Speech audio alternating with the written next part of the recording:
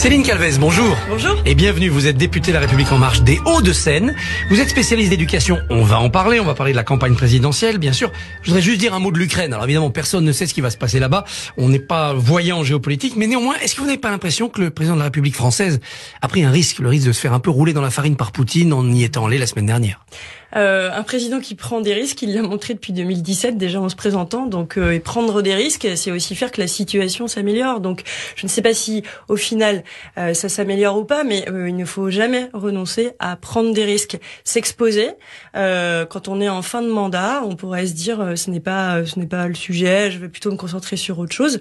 S'exposer à régler et à contribuer à ce que l'Europe, la Russie, l'OTAN, les États-Unis s'entendent mieux, c'est un risque à prendre. Alors demain, il y aura une nouvelle levée de contraintes sanitaires dans notre pays. Les discothèques vont rouvrir, la consommation sera autorisée dans les salles de spectacle, etc. Pourquoi le gouvernement ne nous dit pas tout simplement, écoutez, l'épidémie est en train de se terminer? Parce qu'elle n'est pas terminée.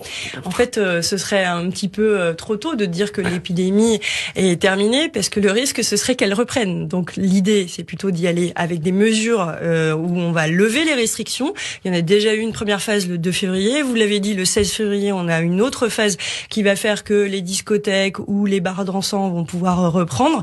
Et on a vu aussi que on avait levé les jauges, c'est-à-dire dans les spectacles, là où c'était limité à 2000 personnes en intérieur ou à 5000 en extérieur, eh bien, on va pouvoir reprendre au fur et à mesure la fréquentation des lieux et puis une hausse de leur chiffre d'affaires. Je pense notamment au cinéma. Le cinéma, aujourd'hui, c'est plus de, on va dire, un quart de perte par rapport à 2019. C'est aussi une perte parce que depuis quelques semaines, vous aviez la confiserie qui n'était pas là et c'est une perte de recettes pour les cinémas. Est-ce que tout ça, ça n'a pas aussi pour but de permettre au président de la République d'être candidat vers la fin du mois de février en annonçant la fin du pass sanitaire pour les semaines qui viennent et les bonnes nouvelles qui arrivent? Mais les bonnes nouvelles, on en attend tous, et que ce soit pour l'élection présidentielle ou pas. Je ne pense pas que dans ces derniers mois, on se soit infligé des restrictions telles que ce serait juste pour ménager une bonne entrée en campagne du président. En fait, ces mesures-là, elles étaient justifiées par la situation sanitaire. Elles ont été, elles ont fait l'objet de dédommagements aussi économiques. Ça nous coûte cher, hein. Et puis on met le paquet aussi pour pouvoir faire que les activités, les emplois soient maintenus. C'est pas uniquement pour ménager des bonnes nouvelles. Les bonnes nouvelles, si on les a, c'est très bien. Mais en tout cas, nous n'avons pas ménagé des mauvaises nouvelles pour faire que les bonnes soient meilleures. Alors, il y a une mauvaise nouvelle quand même aujourd'hui pour 4 millions de Français, c'est qu'ils perdent leur passe vaccinal, sinon pas la troisième dose notamment, d'où une ruée sur la vaccination. Est-ce qu'on n'aurait pas dû étaler un petit peu ce calendrier compte tenu de la baisse de l'épidémie? On l'a étalé parce que en fait aujourd'hui c'est 4 mois pour la validité du pass sanitaire sans dose de rappel, mais il y a encore quelques temps c'était 6 mois. Donc en fait on est allé aussi progressivement dans le fait de dire on vous pousse à la vaccination, c'est une manière de vous protéger et aussi de protéger les autres. On l'a annoncé dès le mois de décembre, c'est pas une surprise. Néanmoins, ceux qui avaient un faux pass vaccinal, aujourd'hui, peuvent se régulariser sans avoir d'amende, sans avoir de poursuite. On est peut-être, à l'inverse, trop indulgent avec ceux qui ont triché. Mais nous, l'objectif, c'est qu'ils aillent se faire vacciner. Donc, en fait, qu'ils aient triché ou pas, on veut qu'ils puissent aujourd'hui avoir cette dose de rappel. À l'école, est-ce qu'on va garder encore le masque longtemps pendant les cours? Bien, en fait, ça, on va, je l'espère, pouvoir s'en débarrasser. Aujourd'hui, il n'y a pas de décision prise sur l'intérieur. On sait que en extérieur et lors des activités physiques et sportives, nous n'avons pas le masque. Et en intérieur, pour la pédagogie, ne pas voir la bouche de celui qui parle, c'est terrible, on le sait. On le sait, mais en fait, ce qui était terrible, c'était par exemple de fermer les écoles aussi. Donc, il faut mieux les avoir ouvertes avec ces masques que de les avoir fermés. On sait, bien sûr, et on le voit tous, qu'on n'a pas du tout la même appréciation même de nos expressions. Je parle pas seulement des enfants, mais je parle aussi des adultes. Le masque nous permet de moins communiquer.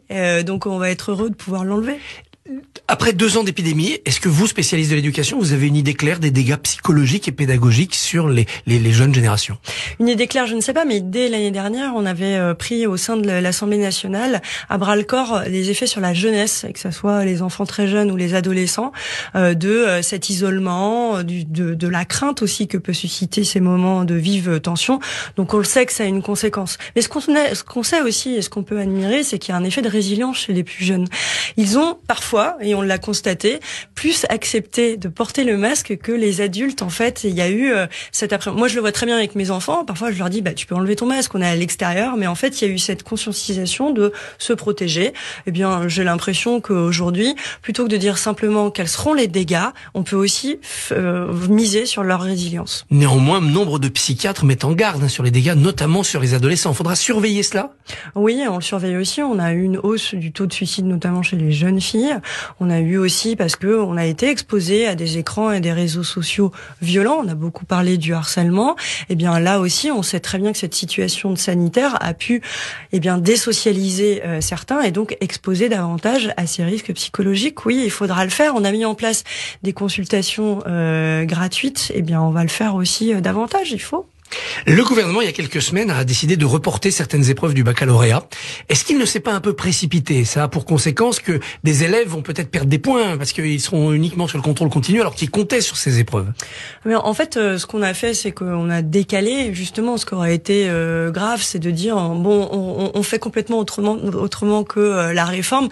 La réforme, celle qui a été mise en place par Jean-Michel Blanquer, elle vise à augmenter le contrôle continu. Et bien là, avec la crise sanitaire, on est allé encore plus loin que ce qui était prévu, mais on garde quand même l'essentiel. On maintient les examens. Il faut mieux les reporter plutôt que de les annuler. Le baccalauréat 2022 ne sera pas dévalorisé.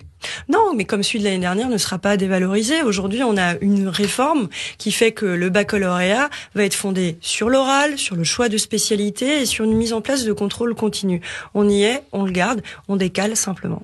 Alors, polémique à Paris, car on impose un système, le système Affelnet. C'est un peu compliqué au lycée d'élite Henri IV et Louis le Grand. C'est une manière d'affecter des places dans les lycées pour les jeunes.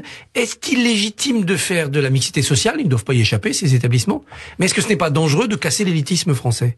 Mais il faut faire les deux, en fait. Est-ce que c'est possible de faire les deux? Mais j'imagine et j'espère que c'est possible parce que, en fait, ce que l'on constate dans les établissements parisiens, c'est que la mixité est moindre que dans les autres régions de France. Aujourd'hui, vous avez à Louis le Grand ou Henri IV 8% de boursiers, alors que dans le reste de l'Île-de-France, on est à 25%. Donc, vous avez une problématique de mixité sociale.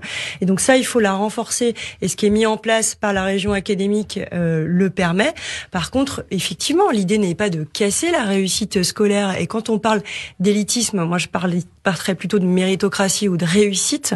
Il faut pouvoir le ménager aussi. Donc, je crois que la région académique a aussi dit dans quelle mesure elle allait regarder ces deux objectifs en pouvant mettre en place un système de quotas ou en tout cas de pouvoir faire que la mixité sociale ne soit pas à l'encontre de la réussite scolaire. Mais aujourd'hui, c'est très important d'œuvrer pour la mixité sociale dans les établissements parce que vous ne pouvez pas aujourd'hui vous contenter de ce qui est fait à Paris, notamment avec un évitement vers le privé de certains établissements. On a eu des expérimentations qui ont été mises en place depuis 4-5 ans et qui ont montré que nous pouvions affecter les élèves de collège dans plusieurs lycées différents. Eh bien, on pouvait améliorer comme ça la meilleure entente. Et moi, je crois fondamentalement dans le rôle de l'école comme un creuset de la République. Et il va falloir qu'on aille davantage vers ce rôle de mixité et pas seulement comme on l'a fait, mais c'est très bien de se contenter de donner plus à ceux qui ont moins. Ce qu'on fait pour les écoles CP, CE1, dédoublées depuis 2017, ça profite à 15% d'une classe d'âge. Ça leur permet d'être dans des conditions davantage encadrées à l'école. Ce que l'on fait aussi avec cette réforme à Paris, dans la région parisienne, de l'affectation, ça sert la mixité sociale. Il faut qu'on le fasse là-dessus. Mais est-ce qu'à terme, le gagnant, ça ne sera pas quand même le privé à cause de cet évitement, comme vous dites, les meilleurs élèves iront dans le privé? Eh bien, moi je pense qu'on est plusieurs à le partager au sein de la majorité, il faut que le privé soit davantage invité à veiller aussi à cette mixité sociale au sein de ses effectifs. On peut lui imposer au privé sous contrat d'avoir une partie de boursiers? Moi je pense que dans la mesure où on assure les 3/4 de son financement par un financement public, il serait intéressant qu'on aille un petit peu plus loin dans la façon dont on peut être plus exigeant envers le privé pour l'accueil et que le privé fasse partie sur une carte sur un même territoire, de la réussite d'une plus grande mixité dans le public et dans le privé. Et depuis la réforme Savary de 84, on sait que ça rallume la guerre scolaire aussi, ces idées-là. Mais je pense que la guerre scolaire, elle n'a pas besoin d'être rallumée. En fait, on peut très bien reconnaître le rôle des établissements privés dans la réussite de l'éducation dans notre pays, tout en rappelant, parce que je crois que ce n'est pas assez rappelé, que 75% de son budget, c'est l'État. qu'il le fait. Donc, je pense que nous pouvons associer davantage le privé à l'ensemble de la réussite de l'éducation et être exigeants pour une plus grande mixité scolaire et sociale. Un petit mot de la campagne présidentielle. Est-ce que vous trouvez que Valérie Pécresse a été victime de misogynie quand on critique son meeting? Je sais pas si c'est de la misogynie. Je pense que les critiques qu'elle a pu avoir, des fois, on l'a entendu en décembre 2016 sur Emmanuel Macron lors de son meeting porte de Versailles. Oui, la voix qui mue, comme elle dit. Oui. Oui, alors moi j'y étais le 10 décembre 2016. Je peux vous dire que la différence entre la retransmission en direct, en tout cas la captation et l'ambiance, était différente. Elle a été un peu victime de la même chose.